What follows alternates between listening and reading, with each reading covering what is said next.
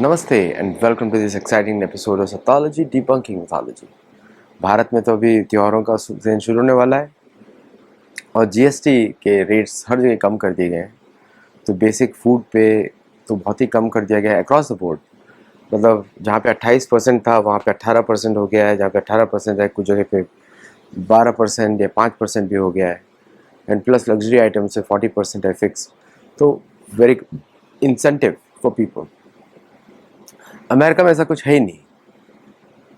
America में ऐसा कुछ है ही नहीं, रेट्स को कम करने का कुछ है ही नहीं। Everything is driven by the state level. Federal के टैक्सेस होते हैं बट देयर इज स्टैंडर्ड। क्योंकि अमेरिका एक देश के जैसा बना ही नहीं है, अमेरिका एक कॉलोनी है, एंग्लो सैक्सन्स की कॉलोनी है।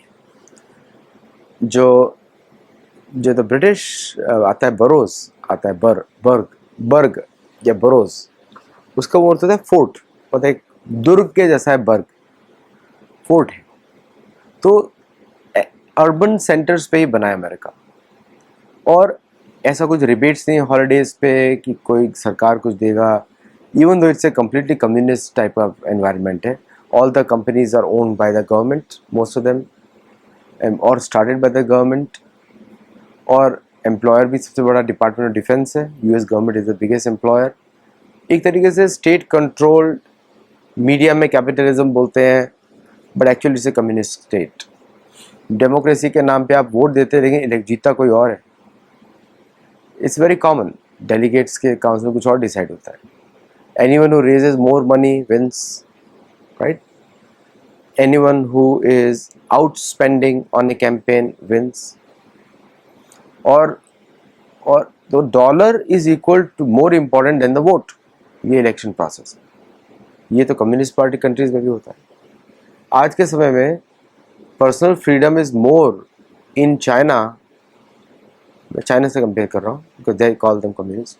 भारत में तो बहुत ज़्यादा फ्रीडम, कुछ ज़्यादा ही है, बट चाइना में ज़्यादा फ्रीडम है as compare to America for creating companies, talking against the government. वो सब भी अलाउ करते हैं वो लोग आजकल, and all those things America में नहीं कर सकते। अमेरिका में एंटी इमिग्रेंट राइट शुरू होने वाले हैं, टारगेटिंग इंडियंस, और उसको इंकरेज किया जा रहा है बार बार बाय द स्टेट। और तो बहुत सारा चीज़ चल रहा है। Tiananmen square will look smaller as compare to what is going to happen in America. तो अब पूरी दुनिया देख रही है कि भाई ये एक्सपेरिमेंट ओवर हो चुका है, ये चल भी रहा है। इसकी करेंसी तो फेक निकली, तो ये एक्सपेरिमेंट कब तक चलेगा? और डर ये है कि पागल के पास, मतलब किसी के पास अगर बम हो, there so many nuclear weapons, वो भी, इसका भी सच आ जाएगा बाहर। जैसे ट्रेजरी का सच आया था फोर्ट नॉक्स से, तो इसका ही सच आ जाएगा कि न्यूक्लियर बम कितने थे, कि सिर्फ प्रोजेक्शन ही था, नेरेटिव था, but they have some pretty sizeable assets on paper.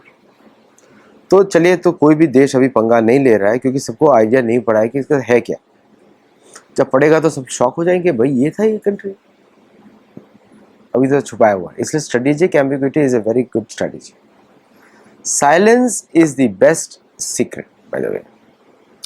तो अब हुआ holders of US treasury securities.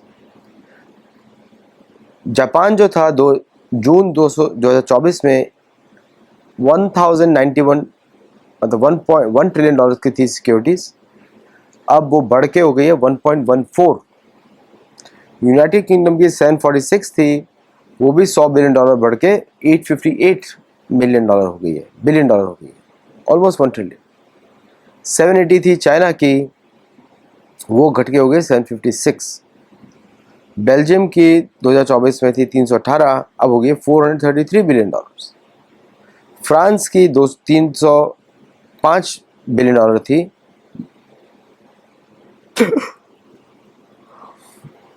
2024 में, अब हो गई है 374.9 बिलियन डॉलर्स।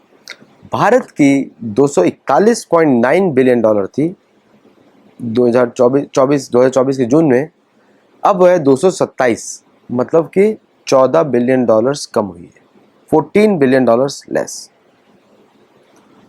ब्राज़ील की 227 थी, अब वो भी कम हो गई है, 215 में पहुंच गई है। सऊदी अरेबिया की 140 थी, वो भी कम हो गई, 130 बिलियन डॉलर पहुंच गई है।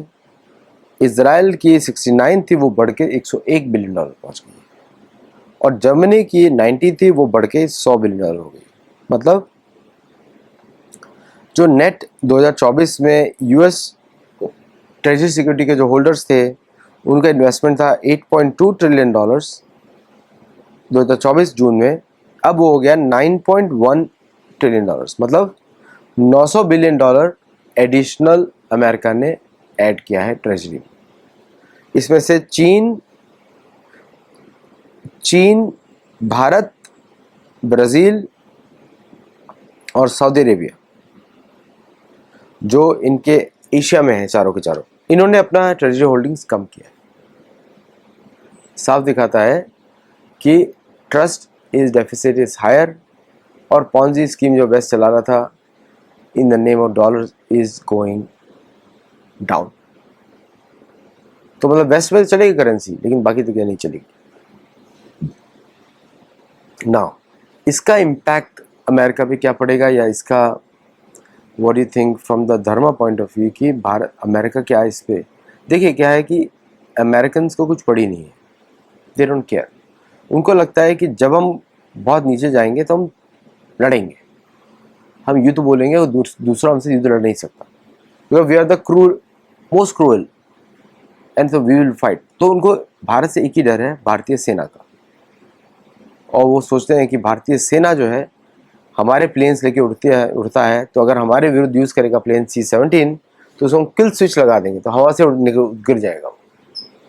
तो उन्होंने ऐसा एज्यूम करके रखा हुआ है कि there will be something which they will have which will bring down the American और इंडियन पावर टू रेजिस्ट। वो उनको ऐसा लगता है। सो ये जो माइंडसेट है ट्रेजरी का, या यूएस माइंडसेट जो है, वो that is what it keeps them up at night. कि कहीं भारतीय सेनाएं, चीन की सेनाएं, ये सब आपस में मिल ना जाए to wage a war against the collective West, and that is the fear they have. चलिए, thank you all very much for listening. मिलते हैं अगले शो में। Do join our Gurukul and help yourself more than anyone else. जब आप अपने आप को हेल्प करते हैं तो दूसरों को भी हेल्प होती है। Thank you.